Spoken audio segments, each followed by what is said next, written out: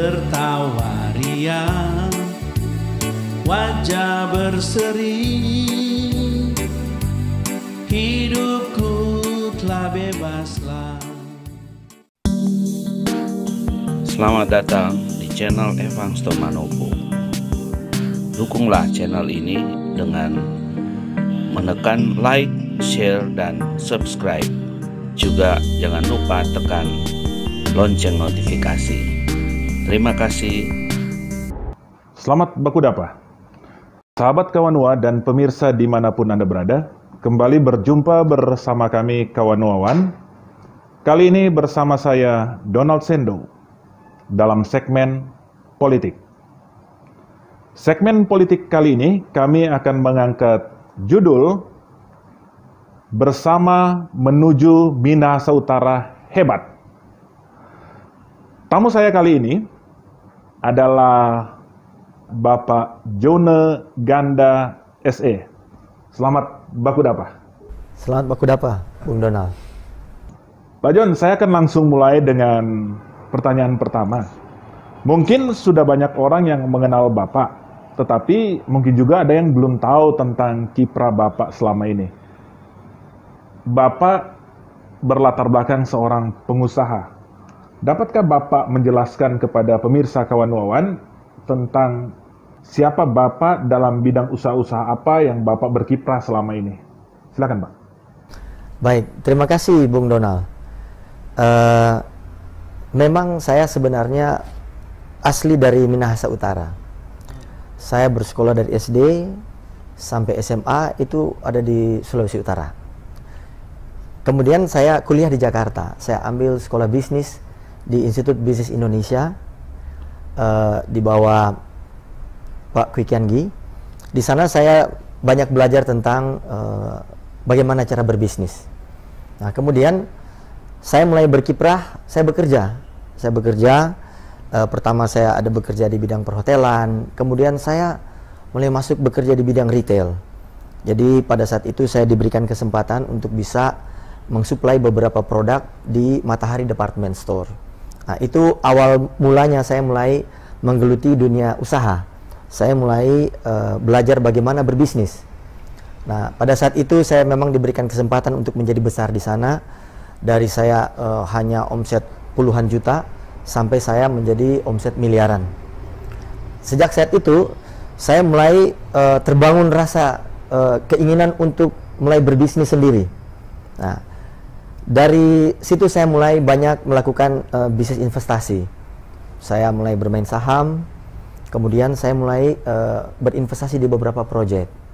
Nah, ada proyek swasta, ada proyek pemerintah, dan berjalan sampai sekarang, sehingga juga kita ada beberapa investasi di bidang pertanian, perkebunan, di bidang perminyakan, dan terakhir kita ada investasi, kita ada rencana di bidang pembangunan pabrik gula.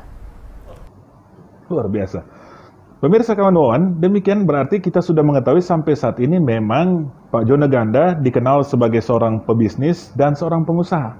Tapi Pak Jone, Bapak waktu belakangan ini kemudian kan nama Bapak gencar disebutkan karena menduduki jabatan di salah satu partai politik, khususnya daerah Sulawesi Utara.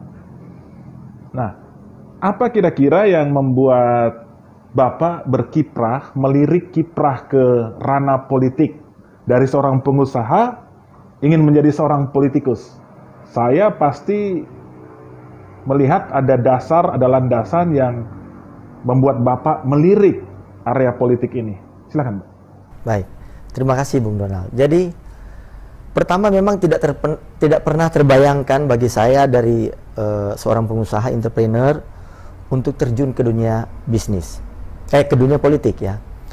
Background saya pengusaha, sekarang beralih masuk ke dalam dunia politik. Sekarang saya menjadi salah satu pengurus di DPD PDI Perjuangan Sulawesi Utara sebagai wakil ketua bidang ekonomi, dan sekarang saya juga dicalonkan menjadi calon bupati Kabupaten Minahasa Utara.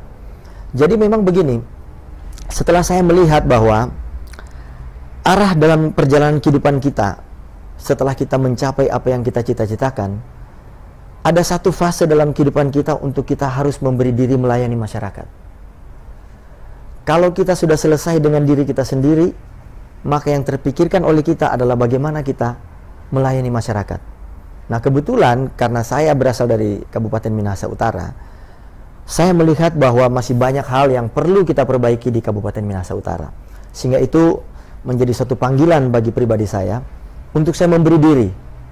Saya mengabdi, saya berharap bahwa pengalaman, pengetahuan, relasi, jaringan yang saya miliki, saya bisa curahkan dan saya bisa implementasikan di Kabupaten Minahasa Utara apabila nanti masyarakat Minahasa Utara mempercayakan saya untuk menjadi bupati di Kabupaten Minahasa Utara.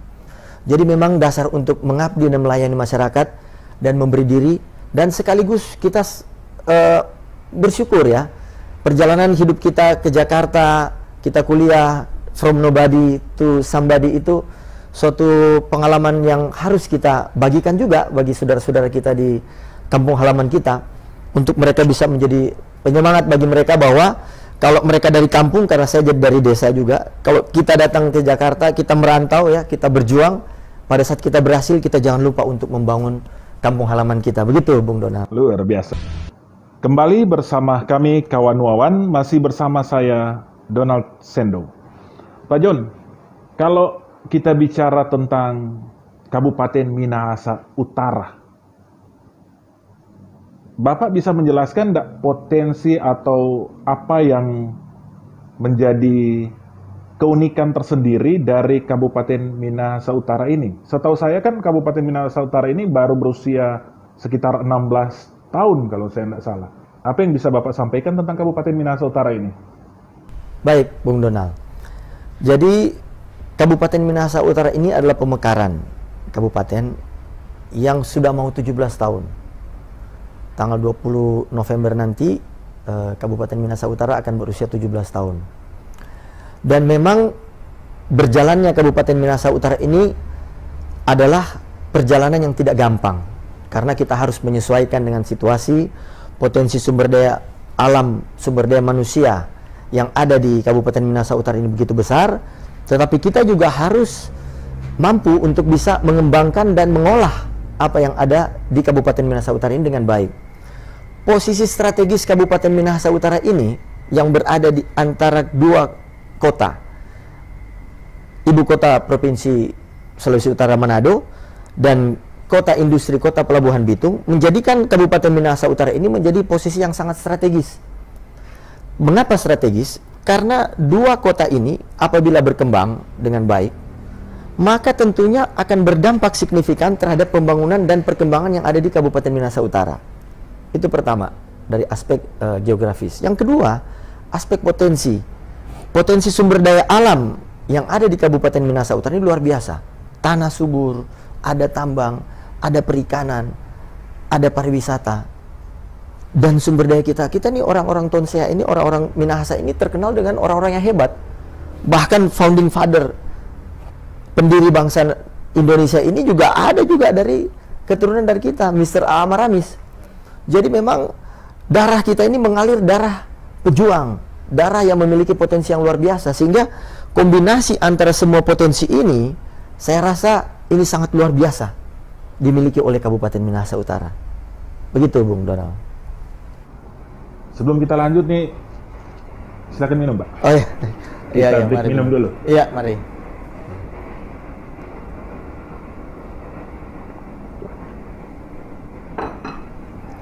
Pak John, saya lanjutkan ke lebih pribadi Bapak. Sebagai orang yang masuk ke dunia politik, tentu Bapak punya visi dan misi politik tersendiri. Khususnya tentu dikaitkan dengan perjuangan di politiknya Bapak. Dapat Bapak jelaskan ke pemirsa kawan Wawan tentang apa sih visi dan misi politik Bapak secara pribadi yang menjadi cita-cita Bapak selama ini? Silakan, Pak. Oke, baik. Terima kasih, Bung Donald. Jadi pada saat kita masuk ke dalam dunia politik, maka kita sudah harus memiliki mental baja. Karena dalam politik ini, keinginan kita untuk membangun, keinginan kita untuk berbuat baik, memang harus diuji. Ya. Ujian inilah yang membuat kita makin matang, makin siap dalam menghadapi dunia politik. Itu yang pertama. Yang kedua, seperti yang saya sampaikan tadi, apa keinginan saya untuk bisa memberi diri membangun Kabupaten Minahasa Utara terkait dengan kegiatan politik saya. Bahwa kegiatan politik saya ini adalah pemberian diri semata-mata tujuan untuk membangun Kabupaten Minahasa Utara, mensejahterakan masyarakat yang ada di Kabupaten Minahasa Utara, yang adalah saudara-saudara saya juga. Begitu. Jadi karena saya sudah merasa saya sudah cukup sejahtera, maka keinginan politik saya salurkan melalui Partai Demokrasi Indonesia Perjuangan untuk saya bisa memberi diri, bisa mengabdi, bersama-sama melayani masyarakat untuk membawa masyarakat Kabupaten Minahasa Utara dengan potensi yang saya sampaikan tadi menjadi masyarakat yang sejahtera, mandiri, dan ke depan kita bisa menjadi lebih hebat dari yang ada sekarang ini. Begitu Bung Donald. Sahabat John, saya akan masuk ke lebih teknis.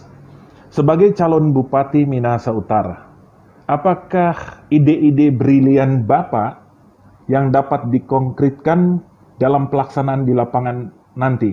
Tentu ketika belum memasuki masa promosi atau masa kampanye, Bapak harus menyimpan jurus itu. Tetapi paling tidak berikanlah bocoran ide-ide brilian apalah yang bisa dikonkretkan. Paling tidak ya clue-cluenya lah. Baik Bung Donald. Jadi memang begini, bagi kami di Partai Demokrasi Indonesia Perjuangan, seperti minggu kemarin saya baru selesai melaksanakan pendidikan sekolah partai oleh Partai Demokrasi Indonesia Perjuangan. Jadi di PDI Perjuangan itu sangat profesional. Kita untuk menjadi pemimpin dipersiapkan dengan semua pengetahuan. Bagaimana cara memimpin kabupaten, bagaimana menggali potensi yang ada, termasuk bagaimana kisah sukses dari pemimpin-pemimpin atau kepala daerah yang berasal dari PDI Perjuangan di daerah lain di Indonesia ini yang sudah mendapat pengakuan baik nasional maupun internasional. Sehingga diharapkan kita mendapatkan pemimpin yang mampu dan seiring sejalan dengan kebijakan yang dilakukan oleh pemerintah pusat. Nah, ini penting Bung Donald. Karena apa? Karena bagi kami PDI Perjuangan, visi misi yang kita lakukan itu harus sinkron dengan visi misi yang sudah ditetapkan oleh Presiden, yang diturunkan ke Gubernur sampai ke kabupaten. Nah, ini yang menjadi acuan, ya, menjadi arahan dari Ketua Umum kita untuk sinergi. Nah, bocoran yang kita mungkin bisa sampaikan kepada Bung Donald pada kesempatan ini, walaupun ini menjadi satu rahasia kami dalam strategi nanti pada saat kita melakukan kampanye, tetapi yang jelas potensi-potensi yang ada di Kabupaten Minahasa Utara ini akan kita gali. Mulai dari potensi pariwisata, kita akan mengembangkan yang namanya storynomic tourism, kemudian potensi sumber daya manusia. Realnya kita akan coba untuk membangun GOR di Minahasa Utara yang sekarang ini nggak ada, ya. Ini merupakan suatu hal yang penting. Kenapa? Karena dari situ kita bisa melihat potensi, termasuk olahraga. Di Minahasa Utara ini banyak atlet-atlet yang berpotensi, tetapi kurang fasilitas. Jadi kita akan coba siapkan untuk bisa menjadi fasilitas bagi generasi muda kita maupun potensi-potensi yang ada di Kabupaten Minahasa Utara untuk bisa diakomodir. Kita juga melihat bahwa dengan era sekarang ini, itu kita tidak bisa terlepas dari teknologi informasi. Sehingga kami akan berusaha untuk menjadikan tiap desa itu ada jaringan internet, supaya masyarakat itu tidak buta dengan informasi yang ada di perkembangan yang ada di luar. Kemudian kita juga akan mengembangkan proses hasil pertanian, perkebunan, perikanan. Nah, hasil dari perkebunan, pertanian, dan perikanan ini sekarang ini belum sampai pada tahap yang maksimal. Nah, kita sedang berpikir untuk mengembangkan, dan itu rahasia kami. Ada beberapa program nyata yang sudah kita siapkan untuk bisa meningkatkan hasil pertanian, perkebunan, dan perikanan yang ada di Kabupaten Minahasa Utara. Kita juga akan menyiapkan kartu Minut Hebat, di mana kombinasi antara kartu ini menjadi kartu untuk pendidikan, kartu untuk kesehatan, juga kartu untuk kesejahteraan bagi lansia dan orang yang kurang mampu. Itu kita akan cover di situ. Itu sejalan seiring dengan kebijakan dari pemerintah pusat. Kemudian kita juga akan mengembangkan di setiap desa itu potensi untuk bisa menjadi entrepreneur. Apalagi latar belakang saya sebagai seorang entrepreneur, saya akan menggali di setiap desa itu potensi apa yang bisa kita kembangkan untuk bisa jadikan UMKM. Nah, dana untuk alokasi itu kita akan persiapkan, kita akan carikan dari pusat, kita akan carikan dari provinsi untuk kita bantu di masyarakat di desa supaya bisa dia berusaha, ya. Kemudian kita juga akan lihat sekarang ini beberapa isu di Kabupaten Minahasa Utara seperti penanganan sampah yang masih kurang maksimal sekarang ini, itu menjadi perhatian karena masalah sampah ini menjadi masalah internasional, ya. Ini menjadi perhatian khusus bagi Presiden Jokowi juga, sehingga bisa menjadi kami untuk mengelola sampah ini menjadi inovasi yang terpadu. Ya, jadi ada beberapa program kami di dalam pengelolaan sampah yang terpadu, yang nanti mungkin implementasinya akan kita sampaikan pada saat kita berjalannya pemerintahan nanti. Kemudian kita ada insentif yang kita berikan untuk pelayan-pelayan keagamaan. Mengapa kita fokuskan di pelayan keagamaan? Karena kita di Minahasa Utara ini sumber daya manusia di bidang kerohanian ini sangat bagus. Di sana ini orang rajin beribadah. Di semua sektor agama, di semua bidang agama itu rajin sekali beribadah. Sehingga kita perlu memberikan insentif bagi pelayan-pelayan agama, ya. Kemudian kita juga akan memberikan pelatihan vokasi di Minut. Kita akan mengembangkan sekolah-sekolah kejuruan, ya, supaya kalau kita punya pariwisata berkembang, kita punya sumber daya manusia yang menunjang. Kalau kita membangun UMKM yang berkembang di desa, kita juga punya sumber daya yang bisa menunjang. Nah, dan kita lagi mempersiapkan program Dana untuk Minut.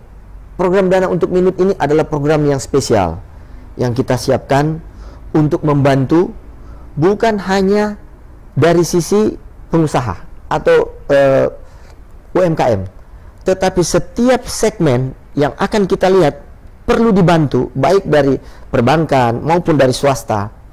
Kita sudah melakukan list mana-mana saja yang akan kita bantu dan kita siapkan dananya. Itu akan menjadi program prioritas kami.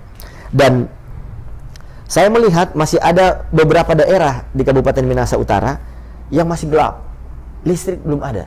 Nah, ini juga menjadi prioritas kami. Kan jumlah desa di Minahasa Utara jumlah desa, 125, ya, jumlah desa di Minahasa Utara itu ada 125 desa dan 6 kelurahan. Jadi total ada 131, Bung Donald. Nah, ada beberapa desa di kepulauan terutama itu memang masih listriknya belum ada. Nah, ini menjadi concern kami ke depan.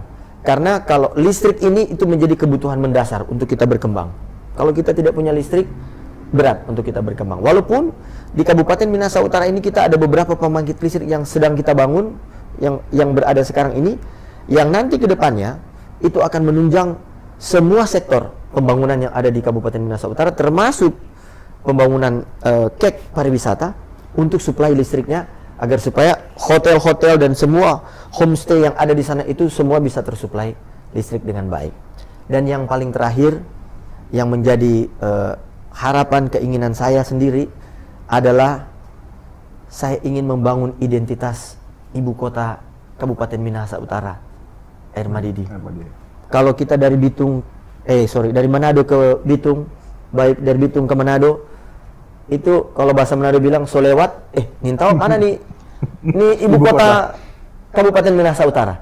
Jadi ini menjadi suatu ikon yang akan kita kembangkan untuk bisa menjadikan Air Madidi ini jelas-jelas seperti ibu kota yang seharusnya. Begitu, Bung Donald. kita akan memasuki akhir dari perbincangan ini dan saya akan minta Pak Joneganda SE untuk menyampaikan closing statement. Bung Donald, di dalam kehidupan kita harus ada rasa mengucap syukur. Wujud nyata dari ucapan syukur kita adalah kita harus menyadari berkat-berkat Tuhan yang Tuhan sudah berikan di dalam kehidupan kita. Dan yang terpenting adalah jangan lupa kita berbagi dengan saudara-saudara kita. Seiring sejalan dengan apa yang disampaikan oleh Dr. GSSJ Ratulangi Sitou Timou Tumauto. Terima kasih.